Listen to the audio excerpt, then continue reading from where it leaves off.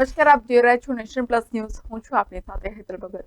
લોકસભા 2024ની ચૂંટણી બાદ નવા સાંસદ ડોક્ટર હેમાંગ જોશીને વડોદરામાં ઓફિસની ફાળવણી જિલ્લા કલેક્ટર કચેરીમાં કરવામાં આવી છે. પૂર્વ સાંસદ રંજનબેન ભટ્ટને જિલ્લા પંચાયત ખાતે કચેરીની ફાળવણી કરવામાં આવી હતી, જ્યારે નવા સાંસદને જિલ્લા કલેક્ટર કચેરી ખાતે કચેરીની ફાળવણી કરવામાં આવી છે, જે કચેરીનો હવાલો R&B વિભાગને સુપ્રત કરવામાં આવ્યો છે. હવે R&B વિભાગ દ્વારા સાંસદ સાથે બેઠક કરી તેમની જરૂરિયાત પ્રમાણે કચેરી તૈયાર કરવામાં આવશે. નવી કલેક્ટર કચેરીમાં બી વિંગમાં રૂમ નંબર 51-2 અને 51-3 ની ફાળવણી કરવામાં આવી છે.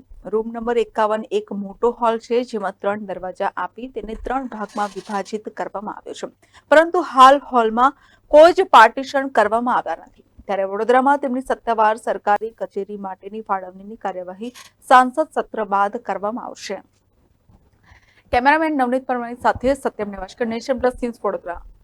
સમાચારોના સતત અપડેટ મેળવવા માટે અમારી નેશન પ્લસ ન્યૂઝની યુટ્યુબ ચેનલને સબસ્ક્રાઇબ કરો, બેલ આઇકન દબાવો અને જોડાયેલા રહો ફેસબુક, ઇન્સ્ટાગ્રામ અને ટ્વિટર પર.